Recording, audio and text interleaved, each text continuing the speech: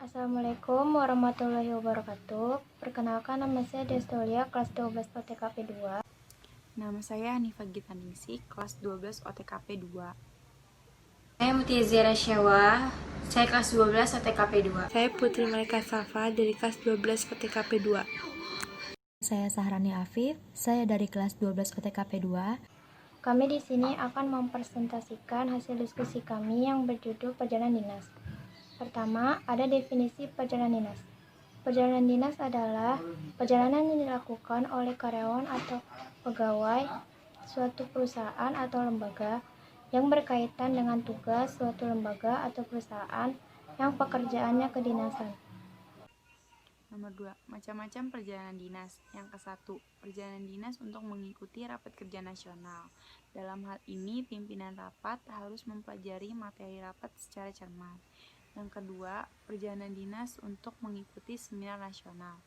Dalam hal ini, pimpinan rapat harus mempelajari materi seminar tersebut. Yang ketiga, perjalanan dinas untuk mengadakan kunjungan ke daerah-daerah. Dalam hal ini, pimpinan harus merumuskan dengan jelas apa yang menjadi tujuan dan sasaran kunjungannya ke daerah-daerah tersebut. Yang keempat, perjalanan dinas untuk mengadakan kunjungan dan pelatihan atau diklat. Dalam hal ini, pimpinan harus menjaga kesehatan secara prima, di samping menyediakan buku referensi yang diperlukan. Yang kelima, perjalanan dinas untuk mengikuti pelantikan karena mendapatkan promosi atau kenaikan jabatan. Yang keenam, perjalanan dinas dengan maksud mengadakan penjajahan kerjasama dengan lembaga atau perusahaan lain.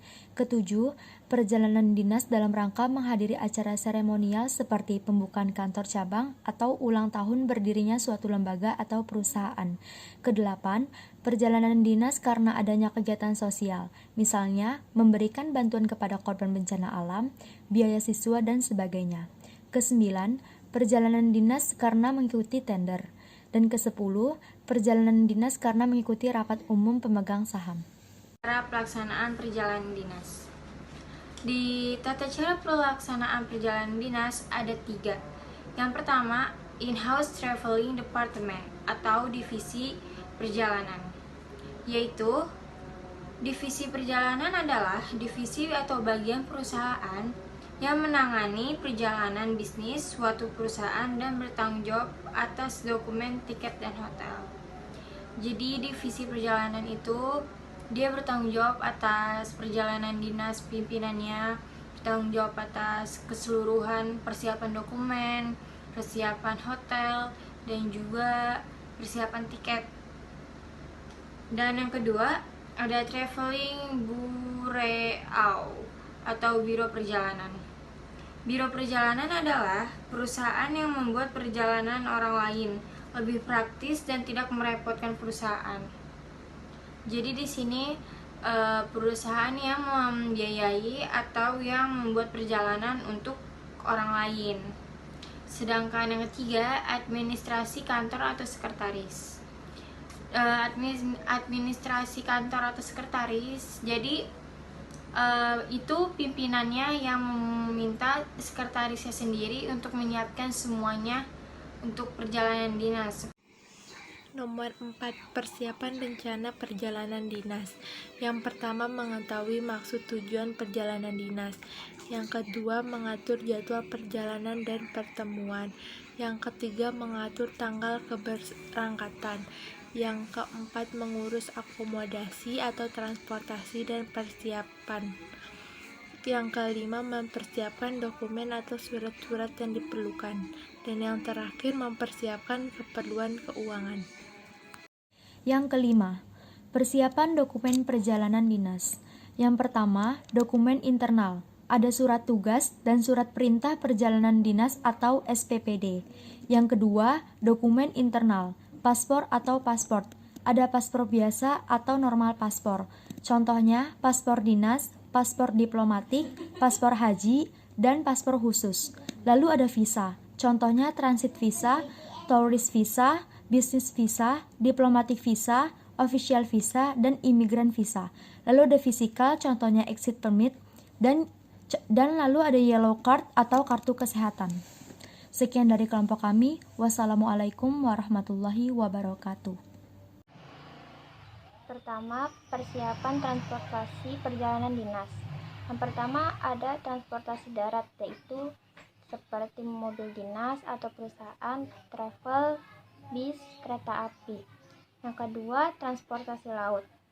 Perjalanan dinas lewat laut dilakukan dengan kapal apabila tersedia waktu yang panjang dan tidak mendesak. Yang ketiga, transportasi udara. Dengan fasilitas pesawat, hendaknya benar-benar mempertimbangkan tingkat efektivitas dan efisiensinya. Nomor 2, persiapan akomodasi perjalanan dinas. Yang ke-1, pemesanan kamar. Yang kedua, check-in. Yang ketiga, cek pembayaran. Dan yang keempat, check-out. Persiapan pembiayaan atau keuangan perjalanan dinas, yaitu meliputi yang pertama, biaya dokumen perjalanan.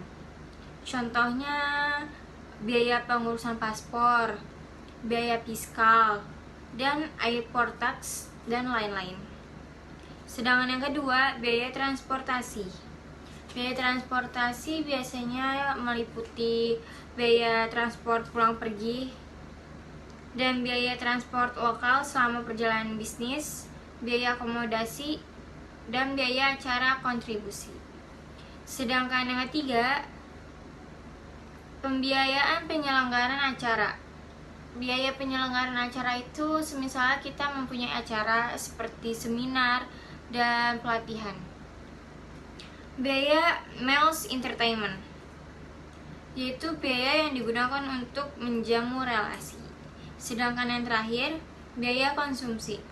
Biaya lunsum atau per diem, yaitu biaya pengganti selama bekerja di luar perusahaan. 4. Persiapan mengatur perjalanan dinas. Yang pertama itu ada surat niaga atau surat perintah dari penjabat yang berwenang.